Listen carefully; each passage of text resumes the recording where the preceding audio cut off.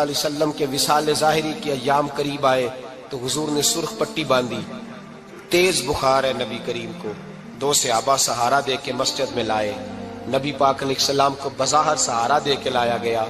کریم رسول نے لوگوں کو جمع کیا، حضور آج کیا ہونے والا ہے، آج کیا کہا جائے گا، آج کس لیے میٹنگ بلائی ہے؟ نبی کریم کے کل صحابہ جب مسجد میں جمع ہوئے تو کھچا کھچ مسجد بھری ہے۔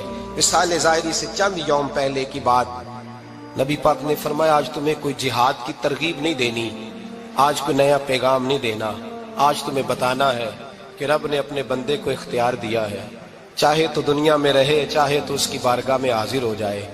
اس عبد نے بارگاہ ربوبیت کی طرف لوٹنے کا ارادہ کر لیا ہے۔ حضرت صدیق اکبر رونے لگے تو صحابہ نے کہا تمہیں کیا ہوا؟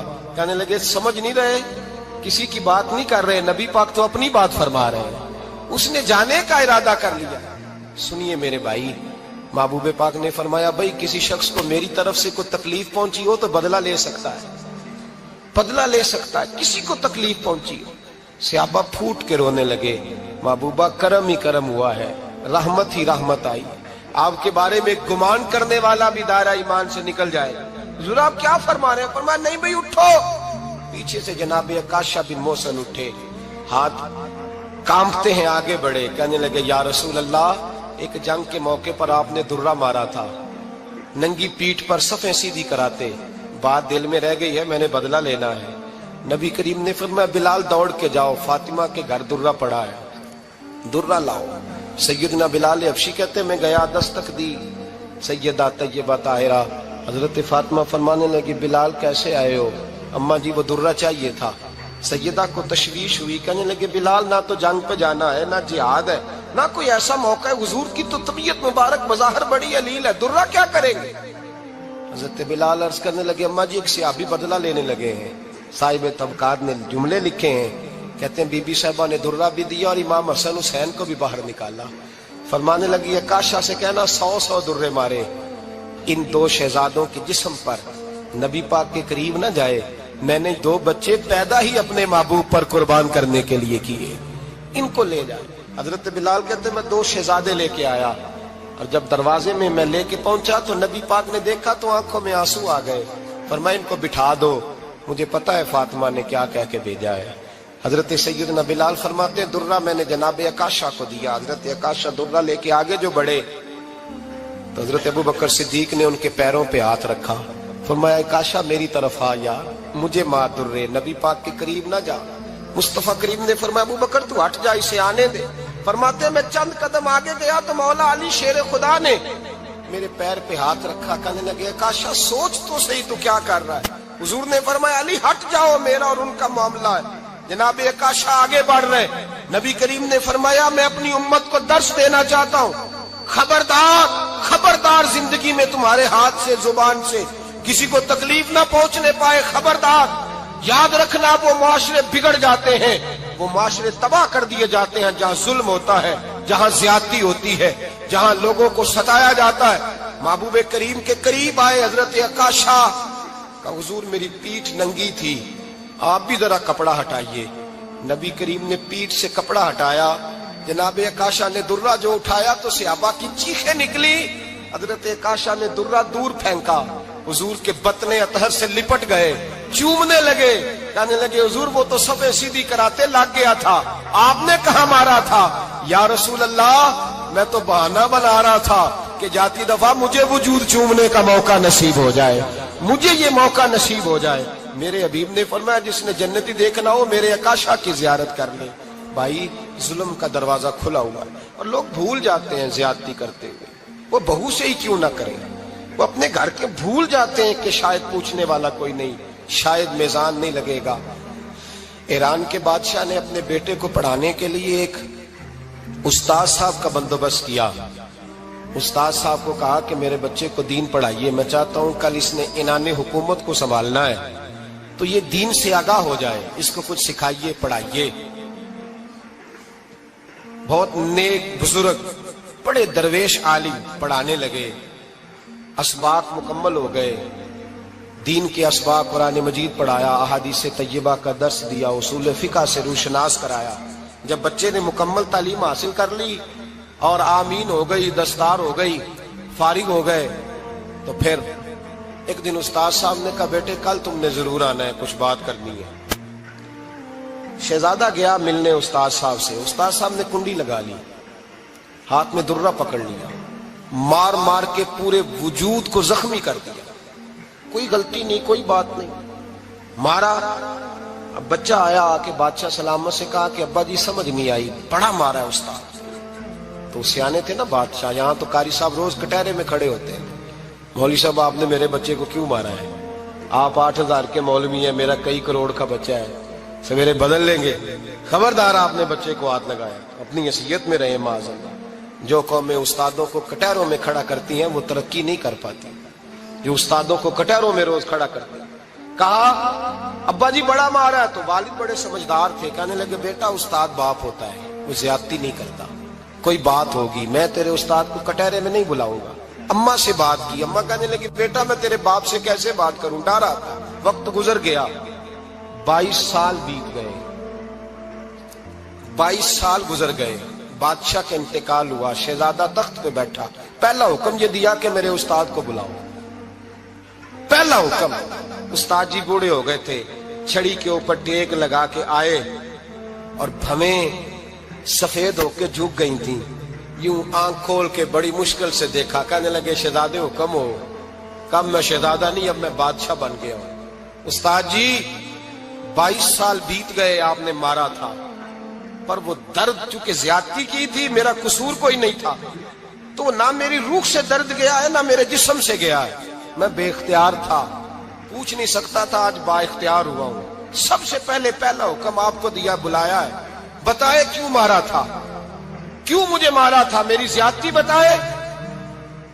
تو استاد، بوڑھے استاد کی آنکھیں آنسوؤں سے بھر گئیں، کہنے لگے بیٹے بس آج کے دن کے لیے مارا تھا، یہ جو دن آ گیا نا میری زندگی میں اس لیے مارا تھا، یہ میں چاہتا تھا میری زندگی میں وقت ہے، آج کے بس میری مراد پوری ہو گئی۔ کہا صاحب کس لیے، مجھے بھی سمجھائے۔ آپ فرمانے لگے کتنی دیر ہو گئی تجھے مار کھائے ہوئے، کتنا زمانہ بیت گیا؟ کہنے لگا 22 سال۔ فرمایا زخم بھولے تو نہیں، درد ختم تو نہیں ہوئی، تمہیں بات 1 منٹ کے لیے بھی تمہارے حافظے سے محو تو نہیں ہوئی؟ کہا استاد جی روز رات کو یاد آتی، روز خیال آتا تھا۔ استاد کہنے لگے بھائی تو بے اختیار تھا، پوچھ نہیں سکا، 22 سال تجھے یاد رہا، مجھے پتا تھا تو ایک دن حکمران بنے گا، میں نے تجھے اس لیے مارا تھا کہ بیٹے یاد رکھنا، کسی پہ ظلم نہ کرنا، اگر تجھے 22 سال تک یاد رہا ہے تو جس پر تو ظلم کرے گا اسے بھی قیامت تک یاد رہے گا، اور یہ یاد رکھنا تو آج با اختیار ہوا تو تو نے مجھے بلا لیا ہے، قیامت کے دن غریب با اختیار ہو جائیں گے، مظلوم با اختیار ہو جائیں گے، وہ با اختیار ہوں گے للہ الواحد القہار، رب کریم کی بارگاہ کے اندر ان کا اختیار ہوگا، اکیلے اللہ کی حکمرانی ہوگی، پھر وہ بلائیں گے بڑے بڑے کج کلا، دنیا میں جن کی پگڑیاں اونچی تھی وہ سر جھکائے کھڑے ہوں گے، دنیا میں جو ڈکٹیٹر بنتے تھے ان کی پشتیں لال ہوں گی، ان کو غدار لکھا جائے گا، قیامت تک نہیں بھولے گا۔ ظلم کرنا تو سوچ سمجھ کے کرنا، اتنا کرنا جتنا تم سہ سکتے ہو، اتنی زیادتی کرنا جتنی قیامت میں تم برداشت کر سکتے ہو۔ میرے نبی کریم صلی اللہ علیہ وسلم نے فرمایا ظلم سے بچو، یہ قیامت کے اندھیروں میں سے ایک اندھیرا ہوگا، زندگی میں زیادتی نہ کریں، اگر تھوڑی دیر کے لیے کوئی چیز برداشت کر جائیں گے تو وہ فائدہ دے جائے گی، کچھ دیر کے لیے اگر سہ جائیں گے تو نفع مل جائے گا، سہنے کی کوشش کریں لیکن زیادتی نہ کریں، نظر کو، سوچ کو، ذہن کو پاک رکھیں، اور میرے بھائی زندگی پوری ظلم سے بچیں، زیادتی سے بچیں۔ امیر المومنین حضرت جناب سیدنا عمر فاروق رضی اللہ تعالیٰ عنہ رات گھر میں تھے تو رونے لگے، بڑی دیر تک روتے رہے، والدہ اٹھی تو صاحبزادے سے کہنے لگی پتہ کرو تمہارے باپ کو کیا مسئلہ ہے۔ شہزادے آئے، کہنے لگے امیر المومنین والد گرامی کیا ہوا؟ تو حضرت عمر فاروق کہنے لگے بیٹا اپنی اماں کو بلاؤ۔ والدہ آ گئی، کیا بات ہے، کچھ طبیعت خراب ہے تو حکیم کا بندوبست کیا جائے۔ تو حضرت عمر کہنے لگے کچھ بھی نہیں، آج مسجد سے نکلا ہوں تو نبی پاک کے صحابہ میری تعریفیں کر رہے تھے۔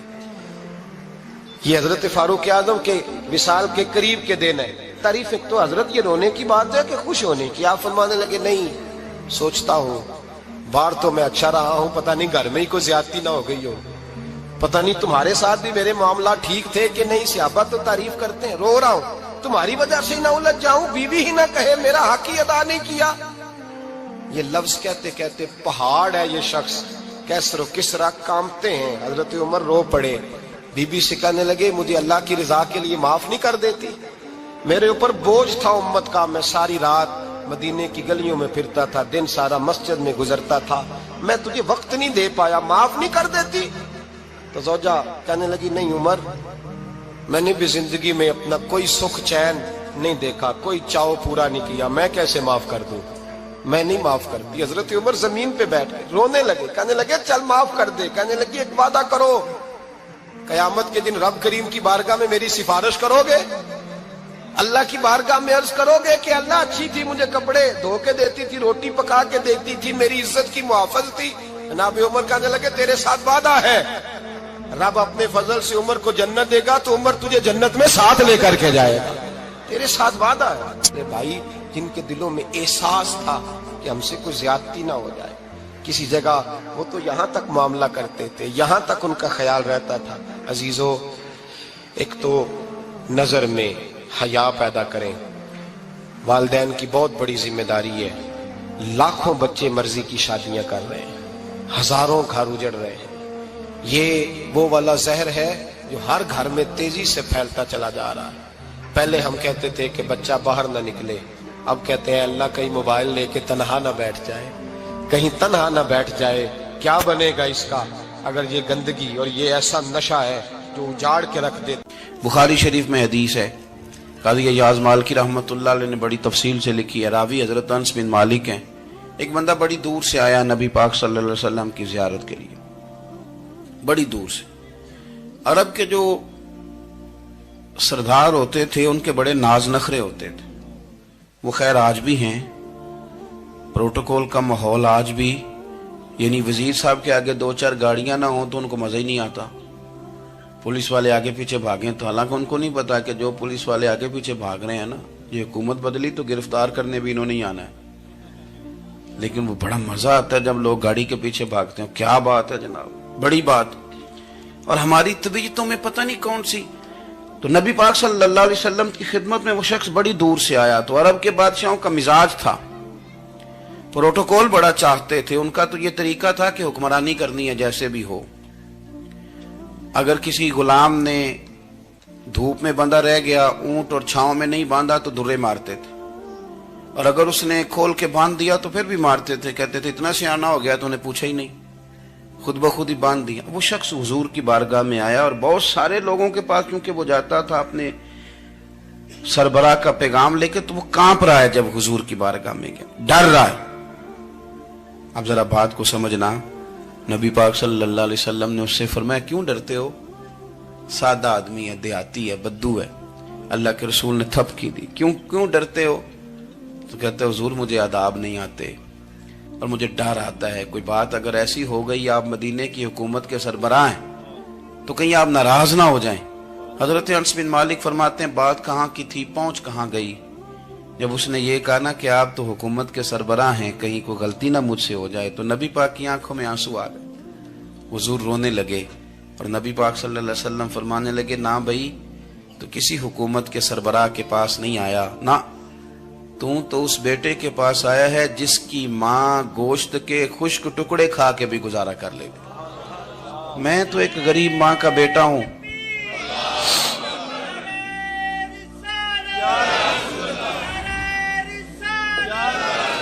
بھائی اگر آپ کا یہ ذوق بن جائے، دیکھو نا آج تو لوگ بھول جاتے ہیں نا، کپڑے بدل لیتے ہیں تو وہ سمجھتے ہیں کہ شاید سارا کچھ ہی بدل گیا، یعنی گاؤں سے آ کر پڑھنے والے بھول ہی گئے ہیں کہ کس کی ماں نے کتنا زیور بیچا تھا۔ لوگ بھول جاتے ہیں چیزوں کو، اپنے ماضی کو یاد رکھیں، آپ لوگوں کے ساتھ پیار کریں، آپ لوگوں کو موقع دیں، آپ تھوڑی سی اور کوشش کریں اس شخص تک جانے کی جو آپ کو مایوس نظر آ رہا ہے، پریشان نظر آ رہا ہے۔ یہ ہمیں میلاد والے محبوب صلی اللہ علیہ وسلم نے درس دی۔ ایک اور پہلو، حضور سید عالم صلی اللہ علیہ وسلم نے، ہمارے ہاں نا ابھی بھی برادری کی تقسیم ہے، ابھی بھی اور کچھ میں نے ایسے کمزور لوگ بھی دیکھے. یہ اس طرح کی حرکتیں ہارے ہوئے لوگ کرتے ہیں. ہارے ہوئے لوگ جو اپنے آپ کو سمجھتے ہیں کہ میں کوئی بڑا آدمی ہوں. بڑا آدمی تو اپنے اخلاق سے ہوتا ہے, اپنے کردار سے ہوتا ہے, اپنی سخاوت سے ہوتا ہے, لوگوں سے پیار کرنے سے ہوتا ہے. باقی یہ کہ بیٹھ کے کہانی سنانا کہ میں بڑا کچھ کرتا ہوں, تو جو کچھ کرتا ہوتا ہے اسے سنانے کی کوئی ضرورت.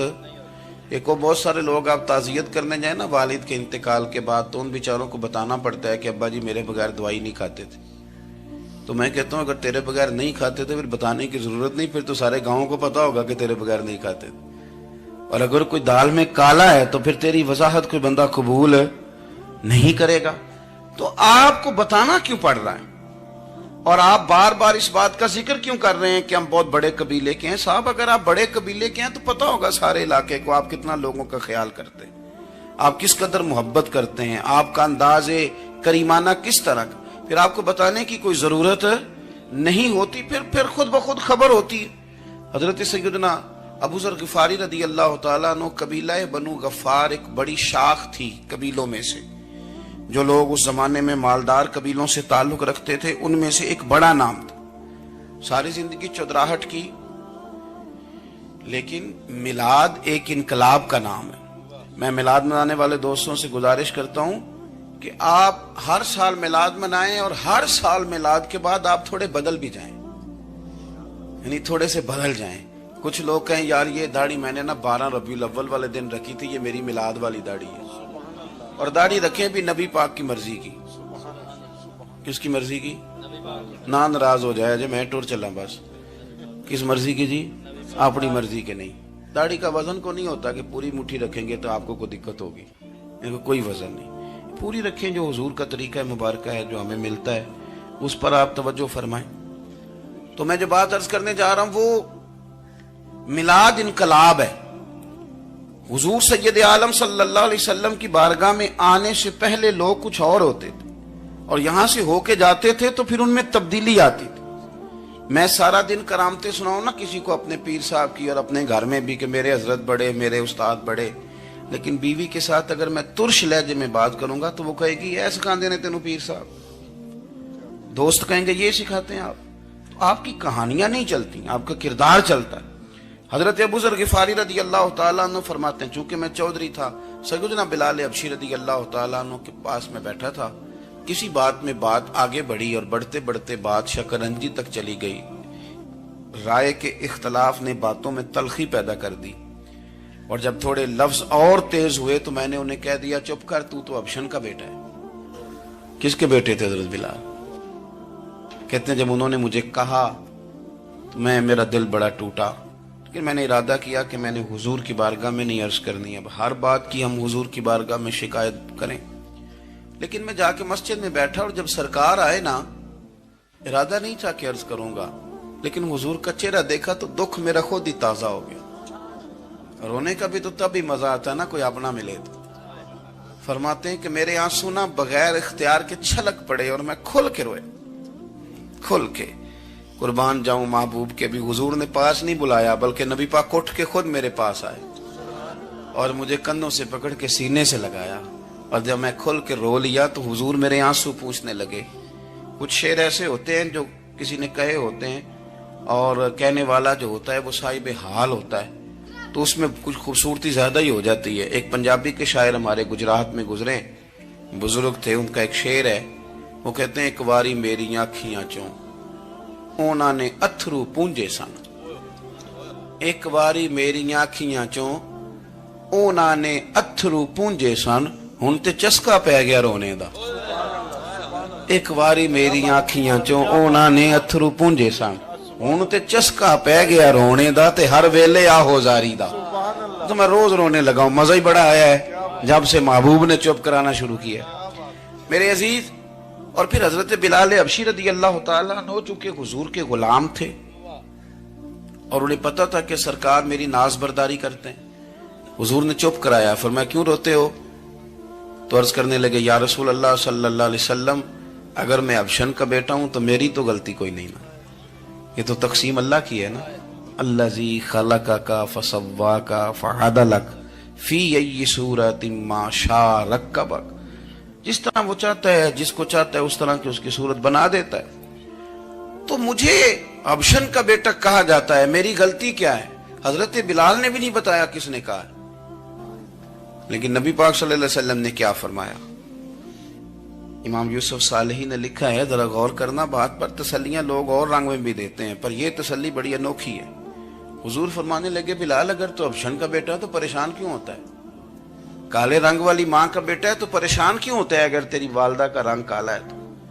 عرض کی حضور آپ کیا فرمانا چاہتے ہیں؟ تو سرکار فرمانے لگے، میں دو ماؤں کا بیٹا ہوں. ایک جناب آمنہ جنہوں نے مجھے پیدا کیا، اور ایک حضرت ام ایمن جنہوں نے میری پرورش کی، مجھے بڑا کیا. حضور فرمانے لگے، میری ماں آمنہ کا رنگ گورا تھا اور میری ماں ام ایمن کا رنگ کالا ہے. تو فرمایا اگر تجھے کسی نے کالے رنگ والی ماں کا بیٹا کہا تو اسے کہہ دینا مدینے والے محبوب کے بھی تو ایک والدہ کا رنگ کالا ہے، تو کہہ دینا.